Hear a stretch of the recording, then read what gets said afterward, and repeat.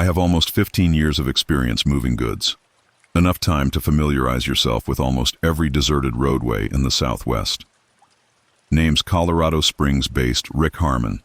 I was transporting diesel generators from Grand Junction to a construction site near Escalante tonight. It was a lengthy, desolate section along State Route 24 that cut south into the high desert of Utah. Around 4 to 11, I passed into Utah, quickly refueled in Green River, and headed south. The isolation of the stretch is evident to anyone who has driven it. Miles of stony desolation, with strange shadows cast by the moonlight. Just me, my rig, and whatever kept scuttling off into the brush at the edge of the headlights. No traffic, no mobile reception. I went over a cow gate about 30 miles south of the turnoff after 30 minutes. At that moment, I noticed him standing slightly off my shoulder, obviously a male. I initially thought he was a hitchhiker, quite normal on these deserted roads. He did not, however, alert me. He watched the truck go by while remaining still and keeping his arms straight. I saw a glimpse of pants, a white undershirt, and shabby boots in that brief burst of headlights. Nothing more. I whispered to myself, clutching the wheel a little, more tightly. No jacket, no backpack, just a silent figure who is totally out of place in the middle of nowhere. I didn't normally feel uneasy among hitchhikers, but there was something strange about his solitude and silence.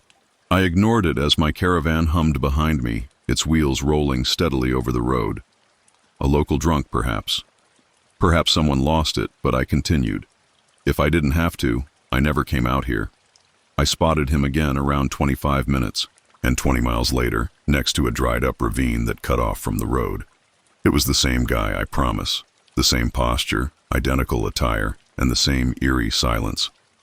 My headlights passed over him once more, standing motionless and precisely straight. There was no indication that he had even noticed my truck screaming by. I looked in the side mirrors, but I couldn't find anything. Not a parked car, a motorcycle, or even a bicycle. On both sides, there is nothing but dark desert. It's impossible, I stated out loud, breaking the quiet. No one could run that far in that short a time, even at top speed. I must have been dreaming. Fatigue from the boring roadway is starting to set in. However, I had previously worked considerably longer shifts, so hallucinations weren't a problem. Not in this manner. My skin pricked. I let cool desert air into the cab by rolling down the window a few inches. I maintained a straight line of sight. No music, only the sound of the road and the wind. No radio banter. I kept thinking about the picture.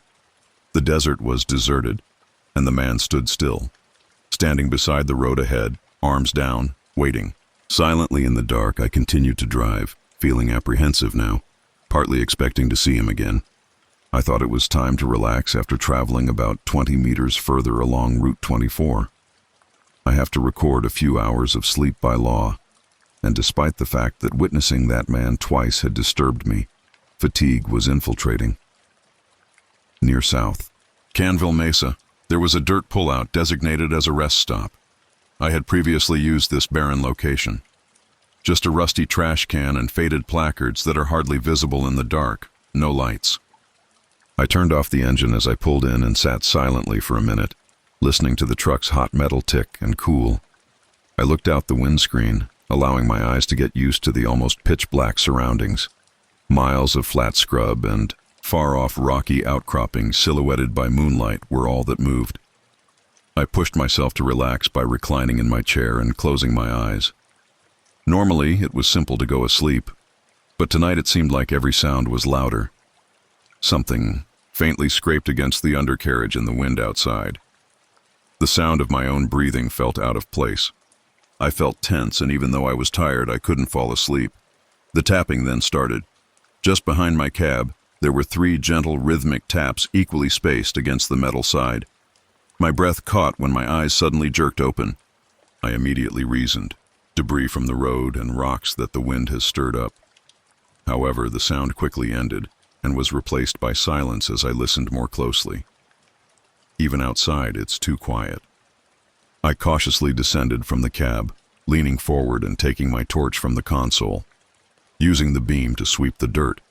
Well, at first I didn't notice anything strange. Then I froze and moved to the side of the truck. Footprints, There are new distinct footsteps in the fine dust that surrounds my rig. Just the outline of toes and heels pressed precisely into the soil, barefoot with no tread. My stomach twisted in agony. I frantically swung the torch about, but the desert had no track. There was only a circle around my truck, as though someone had appeared and then disappeared, with no footsteps coming or going. All of my instincts told me to leave. Ignore the rest period. Ignore the rules. I hurried back into the cab, turned on the engine, and closed both doors. I saw the pull-out fade in the mirrors behind me as I backed into the freeway, my heart thumping terribly in my chest. After picking up another cargo and discharging the generators in Escalante, hours later I ended up back on Route 24, heading east. Once again it was close to midnight, and as the same section of road came into view in the headlights, every muscle in my body tensed. It began with the CB radio this time. I was startled by a crackling burst of static, the type that occurs when someone keys the microphone silently. Curiously, I looked down at the radio and turned the knob to make the signal more clear. My own voice, scratchy and distorted, played as I listened. Plainly back through the speaker, large loads as they ascend a hill. My blood froze. Miles away, hours previously, I had said the exact same thing. My voice was strained with nervousness as I grabbed the microphone off its clip. Who's outside? Name yourself. Static gave me a mocking, vacuous hiss in return. No answer. Before I could gather my thoughts, my cab's dome light started clicking on and off on its own. My heart pounded. Panic crept in. I rummaged around the fuse box under the dash, looking for anything loose or a sensible reason. But everything was there, safe and undisturbed. My attention was drawn back to the highway by a sudden movement in my side mirror. Something attracted my attention. I saw a shadowy figure dart by my trailer's tail. Too rapid to be human, swift and unable to slow down. My breathing became labored. I pressed the throttle, making the vehicle grow louder as it drove at 70 mph on that deserted highway, disregarding all speed limits. I vowed never to turn around again, keeping my hands firmly on the steering wheel and my eyes fixed forward as I sped towards Hanksville and whatever protection its lights may provide. The sporadic lights of Hanksville were weakly visible against the great expanse of desolation surrounding the highway at about 3 in the morning.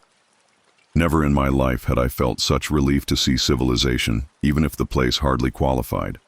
As I maneuvered the truck into the well-lit hollow mountain petrol station, my hands trembled a little area set straight into a cliff of sandstone. Every nook and cranny was illuminated by the fluorescent lights above. The glaring light seemed reassuring instead of annoying for once. I parked directly beneath the brightest security light, turned off the motor, and sat motionless for a few minutes, listening. I was too tense to think about sleeping. My heart pounded as if it were about to explode from my ribcage, and every creak of metal and hiss of cooling equipment shot shockwaves through my chest. I felt a twinge of powerlessness as I looked at the station's closed convenience store. The only human presence was a clerk's car parked at the far end of the lot, cold and empty, and it wouldn't open for another 2 hours. However, I was at least not in the dark alone. I felt somewhat reassured by the security cameras that were positioned high on the rock face. I'm confident whatever had followed me here wouldn't want to chance being discovered now. As I steadied myself by taking deep breaths, I heard a single piercing tap coming from my passenger side mirror. My eyes shot to the mirror as my breath held in an instant. I made myself avoid looking out. My entire body begged me to start the truck and go somewhere else, anywhere but here. However, there was no safer place to go. For miles, this was the sole lighted refuge, and I had a feeling that my greatest chance of surviving the night was to remain where I was. Minutes passed painfully slowly as I waited in tense stillness, until the eastern sky started to lighten and the far-off desert was covered in pale streaks. The station clerk finally showed up as dawn was coming. A tired, middle-aged man turns on extra lights and unlocks the business. It was like waking from a nightmare when I saw him, and I hurried out of the taxi, almost stumbling as adrenaline and fatigue fought inside of me. He gave me an odd look, but he readily consented when I explained what had happened and asked if we could watch the security tape. Hours of tape were being fast-forwarded on a blurry black and white monitor as we stood behind the counter. Not even when the mirror had sounded that last tap. No movement, no person surrounding my rig. Other than my own nervous motions inside the cab, the lot was deserted all night. "Are you certain you spotted someone outside?" Softly the clerk inquired. I gave a sad nod. I could still clearly see the footprint in my mind. Carefully, he added, "You're not the first trucker to say something like that. Perhaps you should speak with the sheriff before you go out again." After an hour, I stood in front of the Wayne County Sheriff's Office and told a constable about my experience while he discreetly took notes. He appeared resigned rather than astonished when I was done. Without saying a word, he guided me to a back wall that was haphazardly plastered with documents, maps, and corkboards. One of them was a handwritten list with a clear label. Phantom sightings on Route 24, dozens of times, dates and driver names with brief notes attached. Lost, quit trucking, or abandoned rig. At the bottom, he put my name, the date, and a brief message. Stayed with the truck and survived without incident. Whatever there is out there, it's best not to be alone in the dark with it. He whispered, softly adding, "You did the right thing, Rick." I walked slowly back to my truck after thanking him, feeling numb and drained. I was certain of two things. I would never again carry a load along Route 24, and I would never forget the person waiting calmly by the side of the road. Darkness. Story 2. I've been a truck driver for almost half my life, 15 years hauling reefer freight between Boise and Portland, mostly at night. The summer months were made tolerable by cooler roads, less traffic, and fewer hassles, but no matter how much experience you have, some roads never lose their appeal. Deadman Pass, or Cabbage Hill as the locals call it, was mid-July, and the humidity was so high that even the darkness felt sticky. One of them, I-84, earned its grim nickname with a brutal history of rollovers and wrecks. If you've driven I-84 through the Blue Mountains, you know exactly what I mean. The steep grade, the tight curves, the unpredictable summer rock slides. All of these things kept your nerves raw, especially as the clock ticked towards 3 a.m. It was about 3:30 when my headlights caught something strange just past milepost 227. A man was standing by the shoulder, frantically waving one of those reflective emergency triangles. I had left Baker City at around 2:45 a.m., with my refrigerated trailer loaded with 31,000 lb of frozen meats headed for Portland. Scout, my border collie, curled up on the passenger seat, and the road was empty enough to let my guard down, if only slightly. My instinct told me to keep going, but something about his desperate movements made me take my foot off the gas. I slowed and cautiously pulled towards the shoulder about 50 yards in front of his car, keeping a safe distance in case something felt off. Scout's head was up, ears perked, as I shifted into park. The car was an old white SUV parked ahead at an awkward angle against the guardrail, hazard lights blinking silently into the darkness. "Hey, you all right back there?" I rolled down my window halfway and squinted into the side mirror, watching the man warily. He stood motionless behind his SUV instead of approaching my truck, and he made a desperate gesture for me to get out and come over. There were no explanations or calls, just silent, desperate gestures under the pale glow of my taillights. I yelled, pointing my torch out the window, and the bright beam cut through the shadows, revealing him completely for the first time. His face was slack, emotionless, and staring directly at me without any sign that he had forgotten how to be grateful, relieved, or panicked. Human face was intended to work. His clothing were dirty, and his trousers were torn down one leg. He remained there looking at me like a strange statue, his hands still outstretched. I felt a chill run down my spine, and my entire body begged me to move. "You got a phone?" I shouted once more, giving myself one more moment to make up my mind. The triangle dangled loosely from his other hand, its reflectors flashing faintly each time it caught my lights. But he didn't answer, move, or even blink. I looked at Scout, whose hackles were up, eyes fixed on the stranger, and said, "Nope," muttering, "No way." I put the rig back in gear and moved slowly at first, feigning to go farther down the shoulder. I could see him standing still in the mirror, lit up by my red brake lights, before I hit the gas and felt my thoughts were interrupted by a sharp, high-pitched alert from the truck system. Trailer door open, and I felt a cold jolt.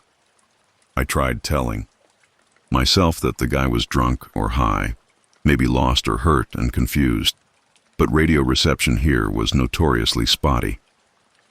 I felt a wave of relief as I left the unsettling figure behind, shrinking quickly into the blackness. Scout settled slightly, but I still felt tense, shaken. I looked in my mirror once more, half expecting the man or his SUV to reappear on the road, but I couldn't shake the nagging unease. I remembered clearly latching and locking it before leaving Baker City, something I always double-cheesed out, of habit. I thought it was probably a faulty sensor, trying to calm myself, but it had happened once before, months ago, and it wasn't anything serious. It took about a mile before I realized something wasn't right, but I didn't realize it at the time, but pulling over at Dead Man Pass had set something in motion, something I couldn't yet understand, something I'd soon wish I had never stopped to find out. Behind me, the blackness was empty and endless, and I drove on, feeling strangely vulnerable, despite the massive steel rig beneath me. Scout was pacing nervously across the passenger seat, whining quietly, his ears flat against his head. Years of traveling had made him as steady as any truck dog could be, so it didn't help my nerves.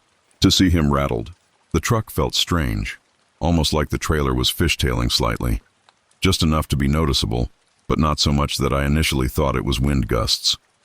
My dashboard lit up again. The trailer's axle system weight sensors suddenly spiked, and my load increased by almost 500 pounds before returning to normal. This was odd, but not impossible. Sometimes inaccurate readings occur on long hallways, particularly when traveling through areas like the Blue Mountains. Nevertheless, this one felt different, so I forced myself to breathe steadily and deeply. I tried the radio, contacting any truckers within a few miles. I asked, trying to sound neutral, if anyone was westbound around Dead Man Pass picking up crosswinds or strange road conditions. After a few seconds, static crackled before another driver answered, "No, on the wind. Eastbound. It's a quiet night. Outside." What's the other trucker laughed dryly over the radio. "Careful out there. Could be those Cabbage Hill ghosts." "Up, Lisa?" I asked, attempting a casual tone. "Trailer's acting weird. Sensors bouncing all over the place. Probably nothing, just jumpy, I guess." Scout huddled against the seat now, eyes wide.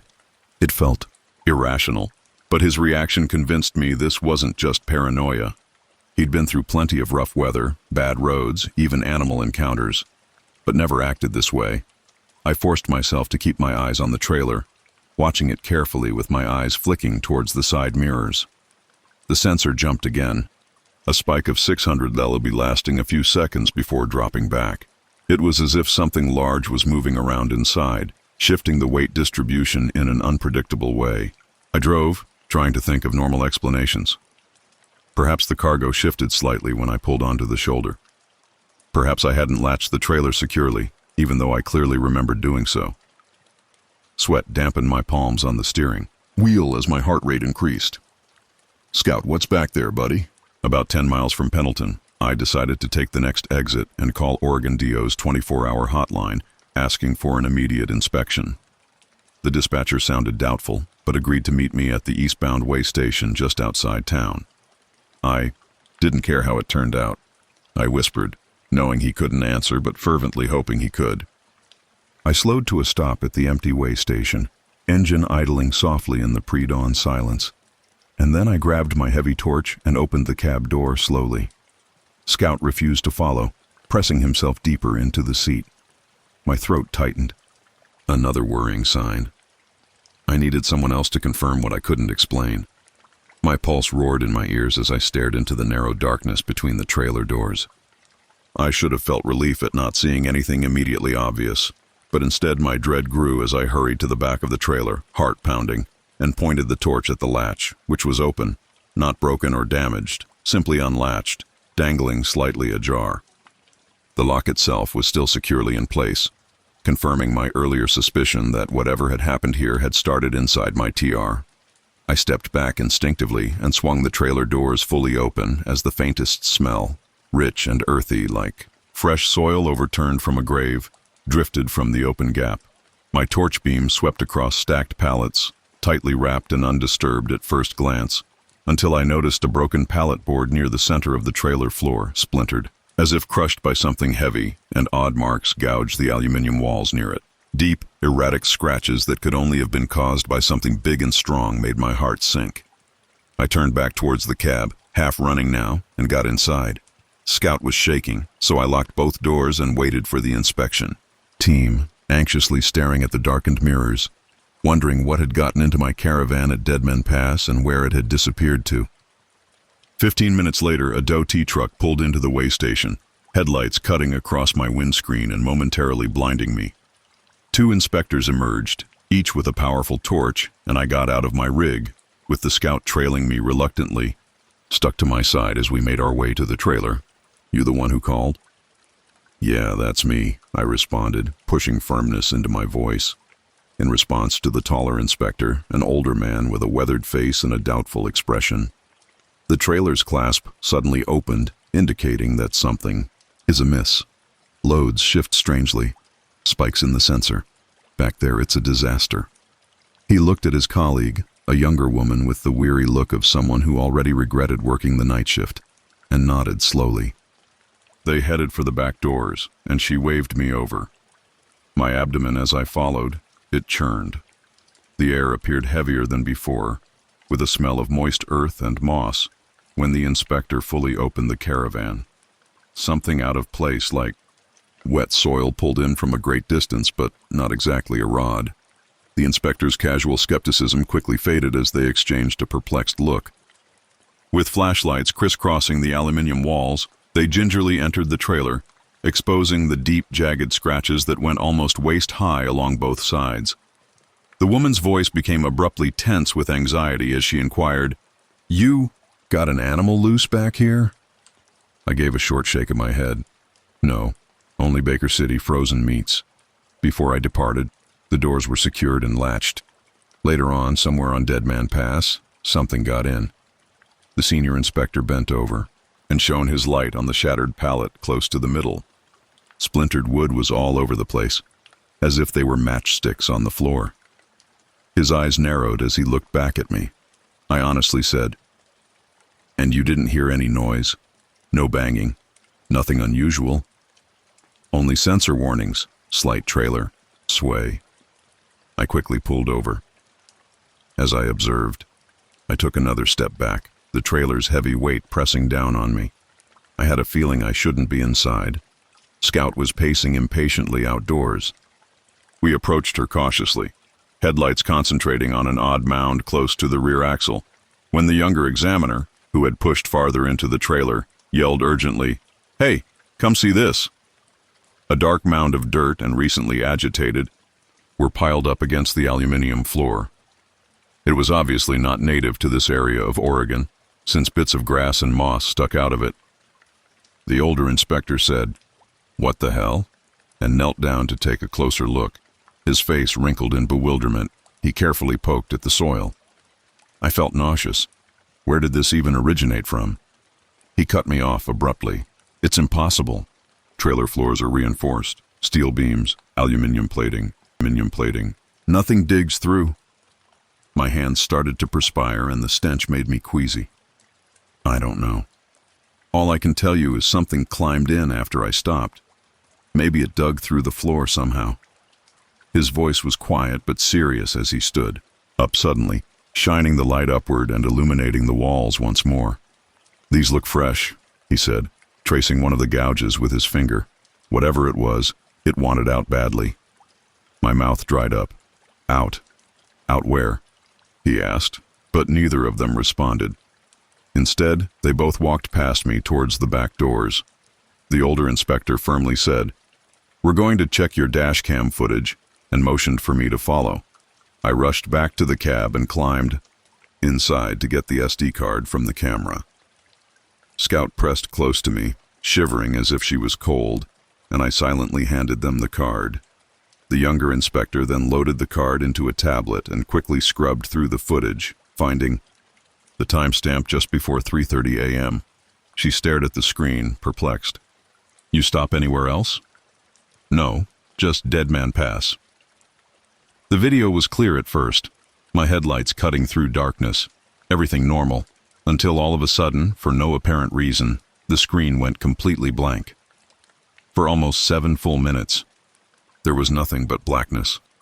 When the picture returned, I was already driving away, the road stretching ahead as if nothing had ever happened. But now what? She asked sharply, and I took a deep breath to steady myself. Now there's nothing on the footage. No man, no SUV, no record. I stopped it all, I said quietly when I spotted a stranded driver beckoning me down. He said, "Listen," after they exchanged awkward glances. "We'll file a report, send this footage up the chain, but officially this is going to read like a break-in," he said. "Keep it easy, don't you?" I gave a blank nod. Yes, easy. They got back into their truck. After they left, Scout curled up next to me and finally calmed down.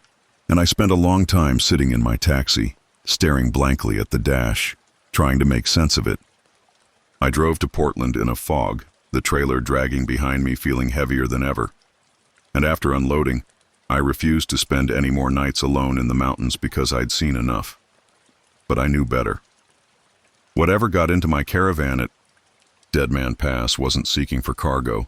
It was looking for a way out, and I'd provided it one. This would likely go unsolved, filed away neatly as a simple break-in, another peculiarity buried amid hundreds of highway occurrences. Story 3. Our family always got together at my uncle's house just outside of Billings, Montana for our annual 4th of July reunion, where we grilled hamburgers, lit fireworks, and stayed up late telling stories around the bonfire. My dad, Ray Martinez, a long-haul truck driver, had always made it home for every reunion since I could remember. But that year, 2011, things took a different turn. He was transporting a load of refrigerated produce from Cheyenne, Wyoming to Bozeman, Montana. Even at 13, I could sense the tension building. Years later, on a humid summer night in 2024, Dad finally told me the whole story on our back porch in Billings. He had promised to get home by July 3rd, but wildfires forced him north through Cody and then west along Route 212, the Beartooth Highway, which was the only open route. It was longer, lonelier, and more dangerous. But it was the only one. His story began just after midnight on July 2nd, 2011, as he made his way down a winding descent along Route 212 near Claby Lookout, thousands of feet above sea level, covered in gravel from a recent washout. As crickets chirped softly and my own children slept inside, he spoke slowly, as if he were sifting through long-buried memories, and what he told me explained every silent glance, every hesitant look he'd given Route 212 since that July. Dad's Freightliner Cascadia skidded off the shoulder and sank into the loose earth and dry brush below, and the entire rig shook violently. He was shaken, but not hurt, and his heart pounded in his chest as he checked for damage.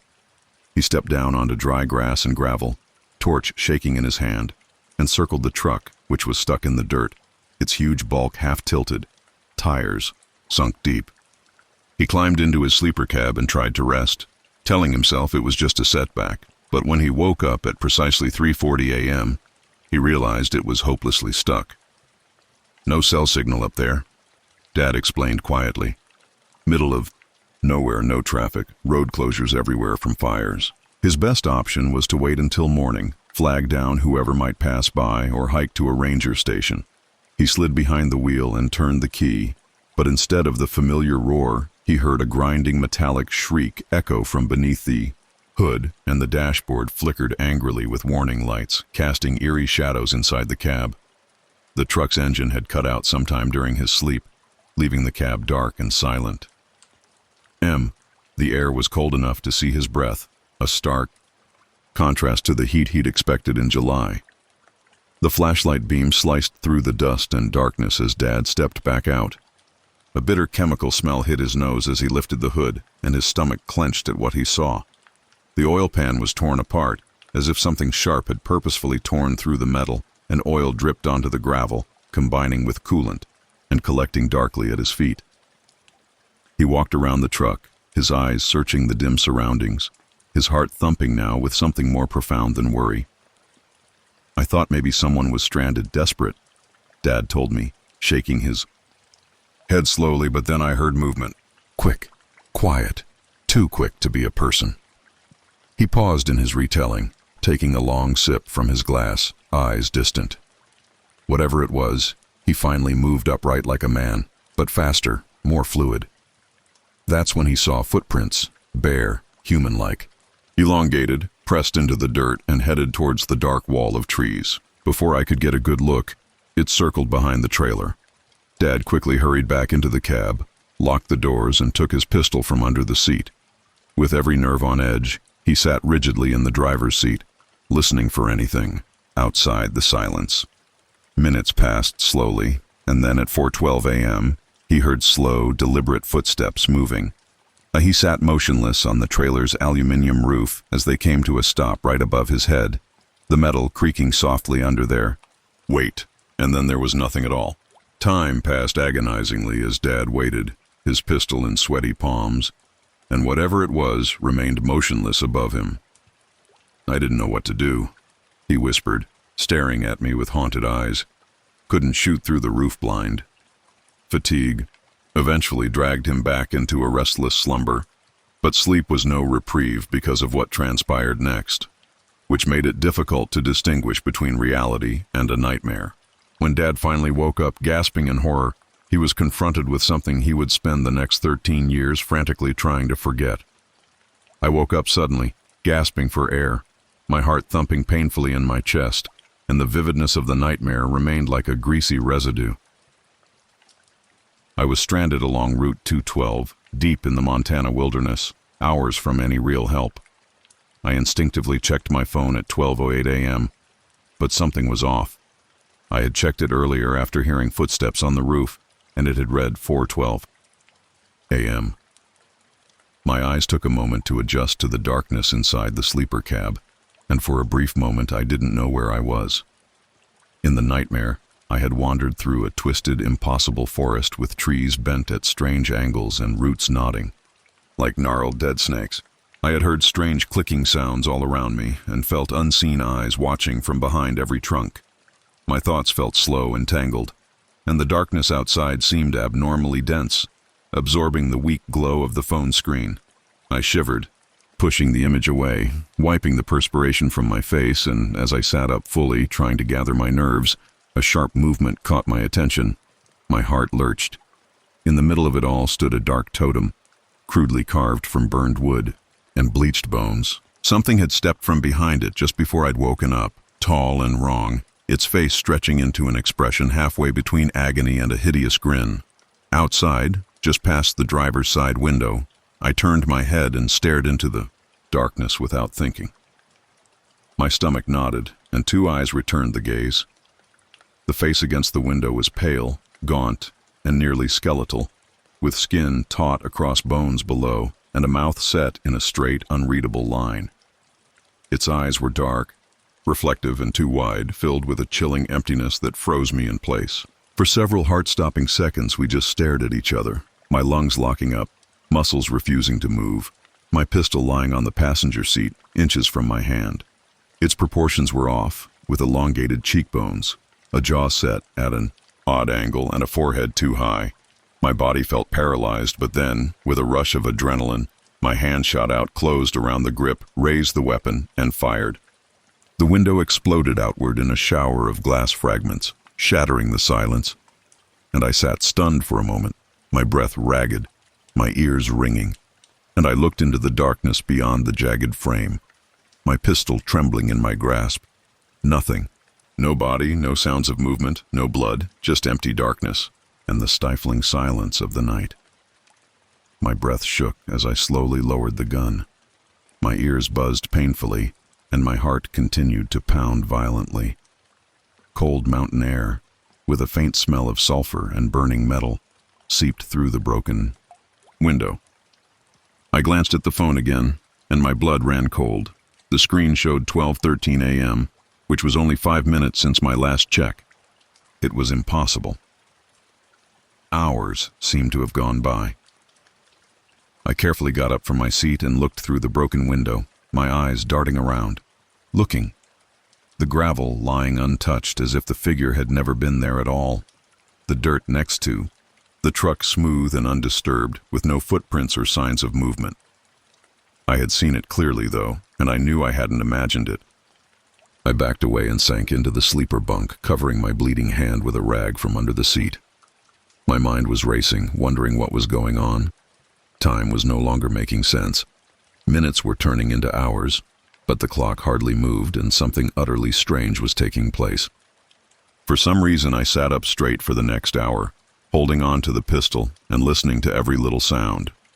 Eventually, the adrenaline gave way to exhaustion, which dragged me uncomfortably towards sleep. I struggled to keep my eyes open, afraid of falling back into that twisted dream, but exhaustion took me again, and when I woke up the next morning, I wasn't in the truck. My truck, my only lifeline, was nowhere to be seen, and the darkness of the forest was thick and oppressive, giving no hint of familiar roads or landmarks. I was standing barefoot in the dark, surrounded by trees I didn't recognize, the rocky earth digging sharply into the soles of my feet. I was nauseous and disoriented, and my heart was racing as I tried to remember how I'd gotten here. I shivered, realizing that I'd left the pistol behind, unarmed and vulnerable, and my pulse quickened. Despite spending hours driving through this area, the surrounding trees twisted upward at strange angles. The landscape was unfamiliar, the air was thick and oppressive.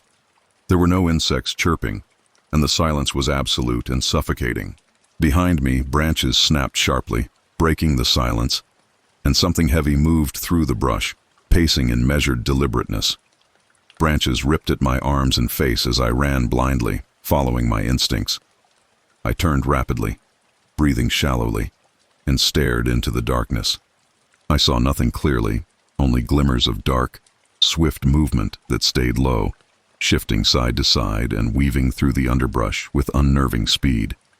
Every breath burned as I jumped fallen logs and dodged trees, desperate to get away from whatever was chasing me, and I stumbled, tripped, and rode myself, continuing through the darkness until, mercifully, I broke through the trees onto a rough clearing. There was a small log cabin ahead, barely visible under moonlight filtering through clouds, with smoke curled gently from its chimney, promising cover. My legs shook from fatigue, but I pushed on, fueled by pure terror, and I arrived at the porch of the cabin, panting, hammering my fist against the heavy wooden door. "Help!" My voice broke, resonating hollowly in the clearing. "Please open up." After a few tense seconds, footsteps shuffled inside, and the door creaked cautiously open. An elderly man emerged with a shotgun securely grasped in aged hands, eyes squinted, wearily above a gray beard. "What on earth is happening out here?" "My truck broke down," he asked sternly, his gaze sweeping the tree line behind me. "Please let me in," I said, my voice trembling. "Something's chasing me. I'm not sure what's taking place." His eyes studied me sharply, evaluating before he stepped aside, ushering me quickly inside. He bolted the door behind us, gesturing towards a worn armchair near a crackling wood stove. "Sit," he instructed, voice softer now. "You're safe for now, at least." I looked anxiously at the closed door as I slumped into the chair, still shaking. The elderly man put his "I told Jonas everything," including the crash, the engine that was shredded without cause, the figure at the window, the lost hours, and the inconceivable way I'd woken up deep in these woods. He listened silently, his eyes thoughtful as he studied me, and then he said, "My name is Jonas." He had been out here long enough to know something strange when I see it, so he started talking. He said, "Heard stories all my life, Jonas. Hunters, campers, folks disappearing or waking miles from their tents with no memory of leaving him." Once I was done, he leaned forward slowly, his voice low and deliberate. "Most people think it's nonsense, hallucinations from altitude or fear, but it's real. Real enough." He stood, crossed the small cabin to an old wooden shelf lined with books and faded photographs, and carefully placed a worn journal between too heavy. He looked up at me and asked, "Have you heard of the apple carry?" I shook my head silently, my chest constricted with fear. According to old stories, they lived here long before any settlers or known tribes did. They were secretive, hidden deep, and practiced dark things, things that people stopped whispering about generations ago. He explained quietly, his eyes fixed on mine. I finally whispered, "Why me?" He closed the journal slowly, watching my reaction intently. They made things.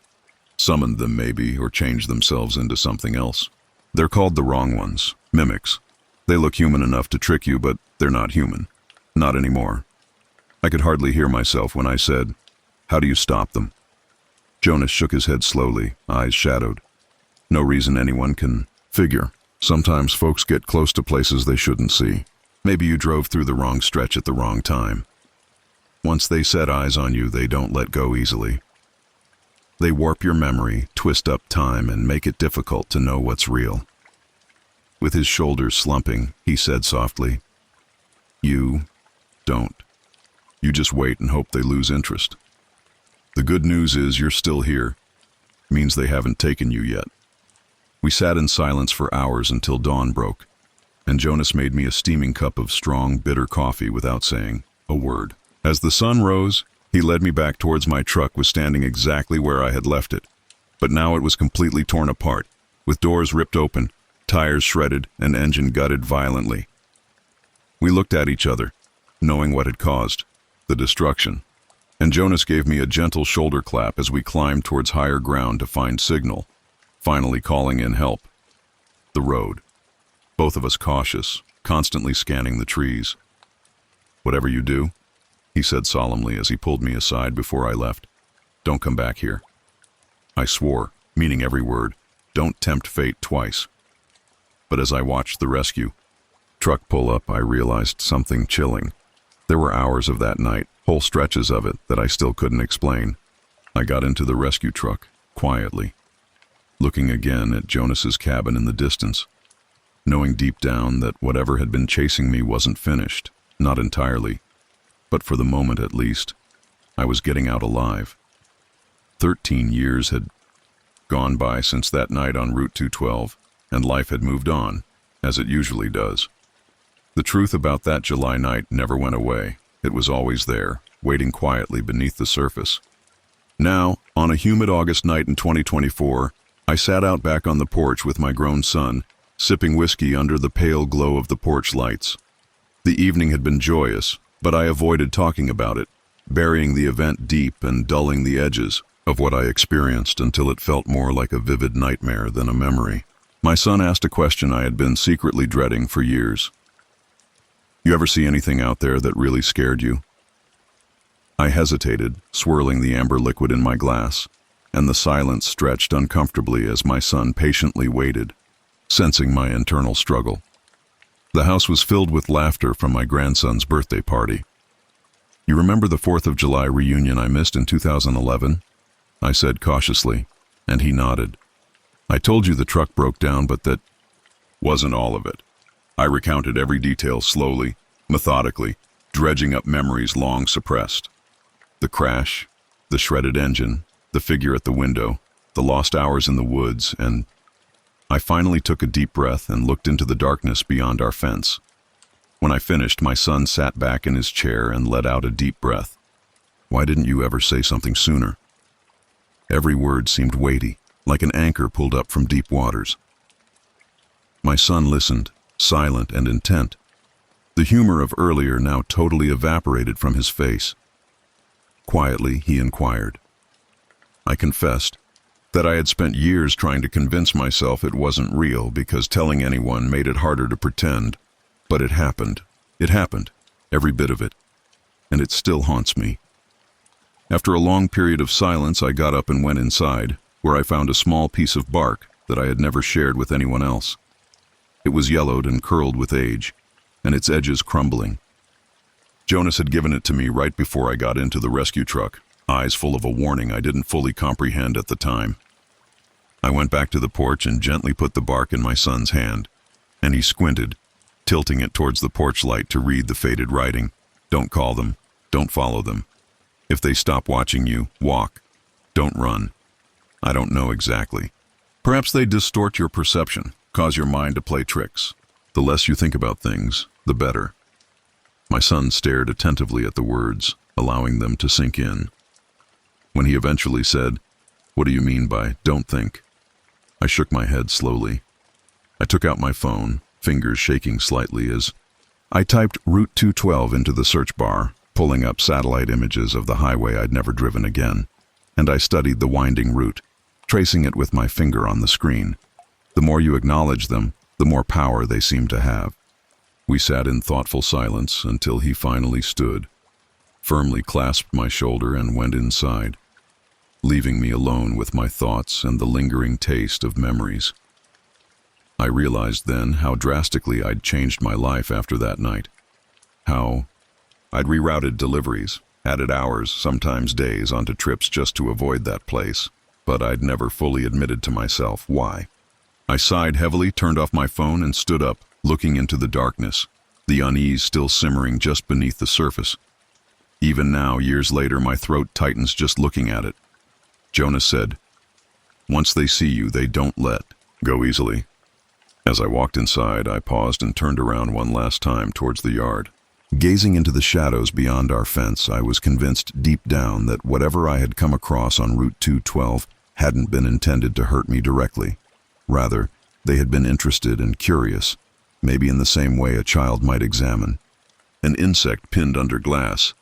But that kind of curiosity wasn't human, and it wasn't innocent. I carefully locked the back door, checking the latch twice before turning off the lights, leaving the porch dark. Upstairs, as I got into bed, I knew, with grim certainty, that the fear I'd carried for 13 years wasn't unfounded. Rather, it was earned, purchased, and paid for with wasted time, torn metal, a pale face at the window, and unwarranted footprints in the dirt. And when sleep finally came, I was certain of one thing above all else. I would never again travel. Route 212, Stories 4 Music. Late summer had been brutally dry, and wildfire season was in full swing. I've been driving rigs for more than 10 years, mostly transporting livestock feed from Great Falls down to Billings. It's steady work, predictable even, and US 87 became a second home for me years ago. On those long drives, you get to know every rise, every curve, every patch of grass. Montana has a way of lulling you into a quiet sense of routine, so when something breaks that rhythm, it sticks with you.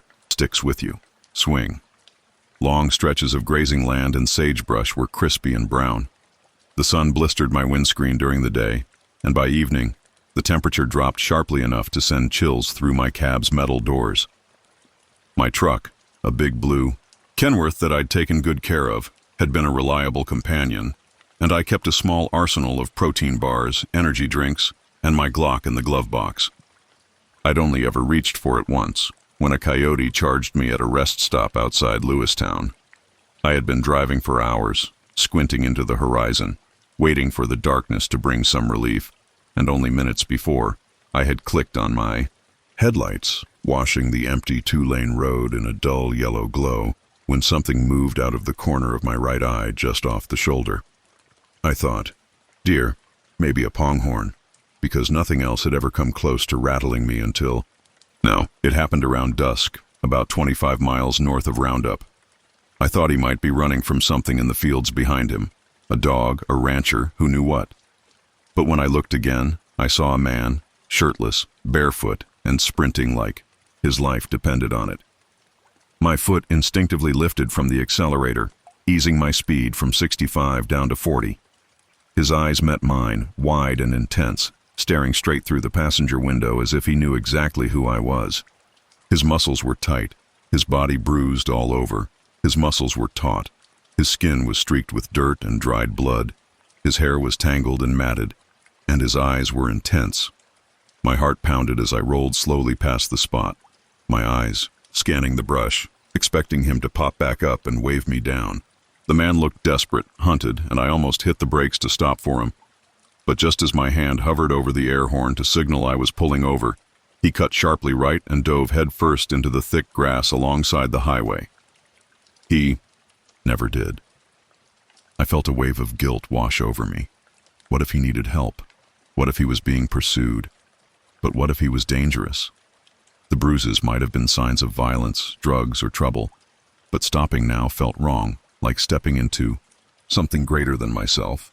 My knuckles were still white around the steering wheel, and I was about to convince myself that I had imagined the whole thing when, 15 minutes later, the same man reappeared out of the darkness to my right, running parallel to the truck, precisely matching my speed. I radioed dispatch after a moment's hesitation, but all I got back was crackling static. Cell coverage was practically non-existent here, so calling anyone was out of the question. My breath caught in my throat as I floored the accelerator, the engine growling in protest. But when I dared to look in the side mirror, he was still there, running alongside as effortlessly as before. He didn't wave or shout, just ran with his eyes fixed dead ahead and his arms pumping methodically, stride even. He was there, a dark silhouette flickering through the headlight's periphery reach. And then, as abruptly as he had appeared, he veered sharply and disappeared again into the shadows beyond the shoulder. My rig thundered forward, leaving him, or whatever I had just seen behind in the darkness.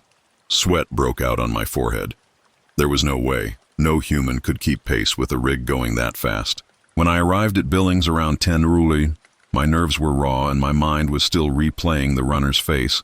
I didn't stop, I didn't look back, and I pushed forward, my heart hammering against my ribs, eager to leave Roundup behind, but deep down I knew the night wasn't finished with me yet.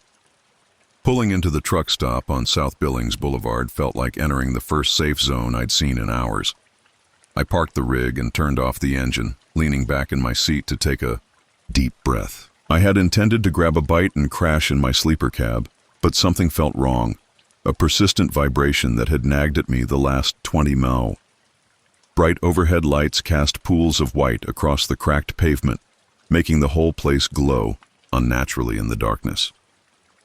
Even at this late hour, there was comfort in the distant drone of idling engines and murmured voices over by the petrol pumps.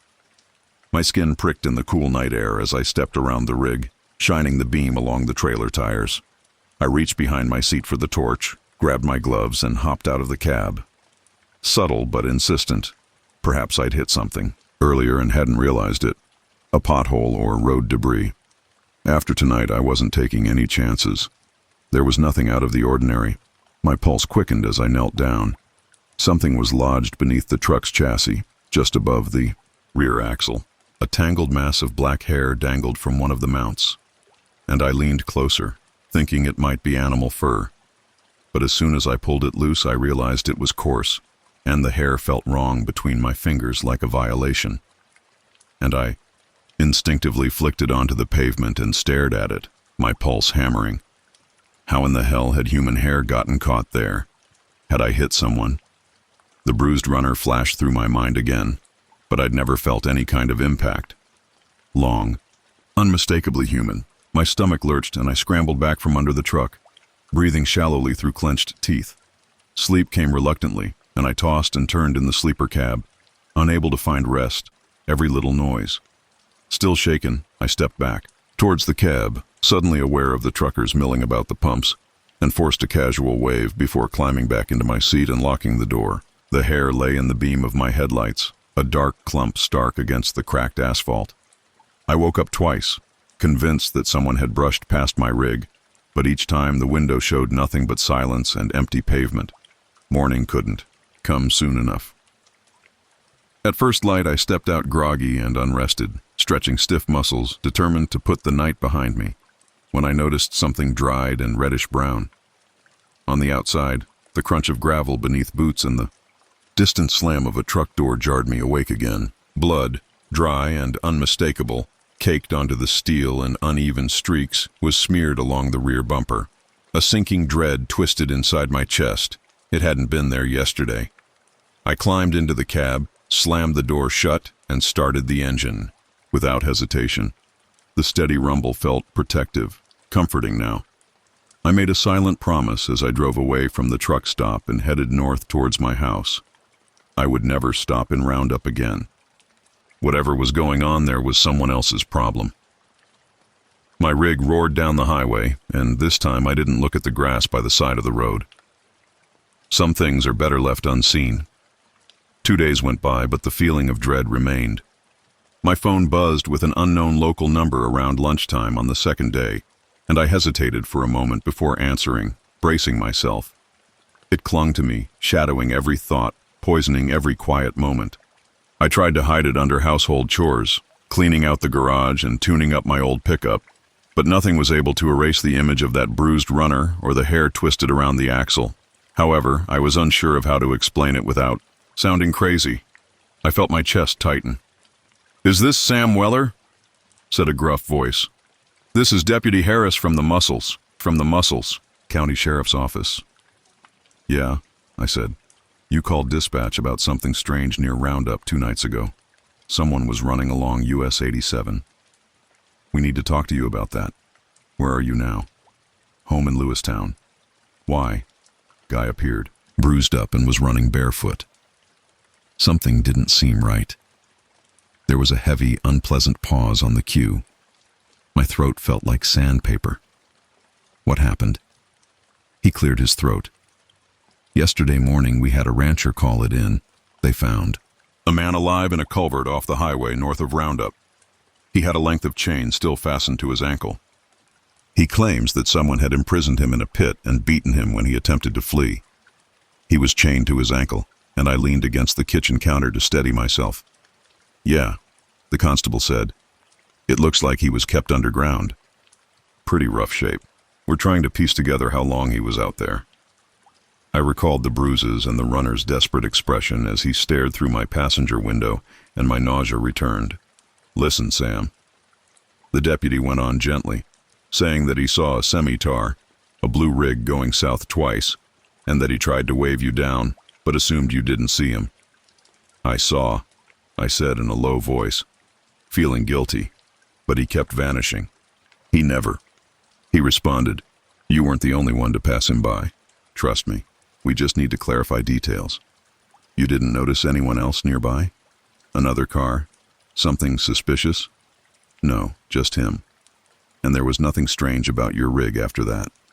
Waved, never yelled, just ran. No indication of touch." My throat constricted once more. I imagined the dark matted hair under my axle mount, the dried blood streaks smeared on my bumper, and my heartbeat thumping fiercely in my ears. "No," I lied. "Nothing." Another pause. He sighed, then said, "All right, we'll be in touch if we have more questions." That was just long enough to make me question whether the constable believed me. "Sam, be careful out there." "You too," I whispered, as I hung up, leaning heavily on the countertop with sweaty palms and rapid breath. My instinct told me that I had escaped something terrible. I was working quietly that night, installing a powerful spotlight bar and a dash-mounted camera in the rig's cab, my hands shaking a little as I tightened the bolts, each turn of the wrench a silent vow to myself. Because something very real and very human was happening along that highway, something worse than any nightmare I'd ever imagined. The road had always served as my comfort zone and lifeline. However, it felt different that evening, hazardous and erratic. I was certain that I would drive again, but not in Roundup. Never on that section of the US 87.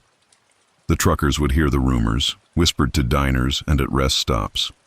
Avoid slowing down close to Roundup. Keep going, for anything. Most importantly, if you spot a runner by the side of the road, never look back, keep your foot down, and keep your eyes forward.